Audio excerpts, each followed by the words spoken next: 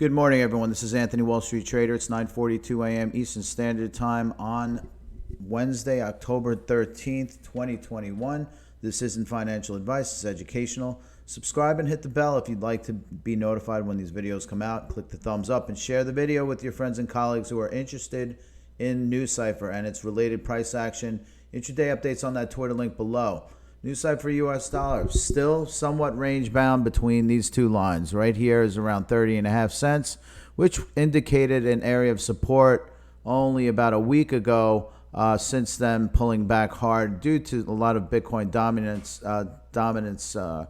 downturn. So right now we're kind of sitting somewhere between 28.50 as a line of support and around 30.5 cents. But in the meantime, if we should continue to drop down, we have another floor of support around 27 cents. In the meantime, over on Nucypher Bitcoin, last call we had a couple of days ago, we were talking about, we had bounced over this resistance line, which now is support, 513, still respecting it along the way. So a couple of points to note. I've noticed a couple of major buying sprees on Nucypher, particularly in the early mornings. One yesterday early morning and one today early morning, New York time.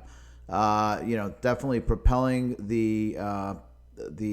this crypto pair, Nucypher US dollar, up to 30.78. Trying to get above this very thick, stubborn resistance line right now, but not good enough. And likewise on the downside, we definitely had a couple of points where we had selling pressure, but clearly just bouncing back up. So I feel like we're kind of range bound between 28.5 cents up to 30.5. In the meantime, again, over here, range bound on the Nucypher Bitcoin pair between 512 and 550. In the meantime, over to Bitcoin. Bitcoin certainly taking a slight plunge yesterday, a couple of scary ones at that. So yesterday we had a nice dive around to 53 in the high 53 range. Now, a couple of things on the support lines here. I think we had a support around 54,000 roughly. I think the next level of support, if we should continue to trek down, is around 53,383.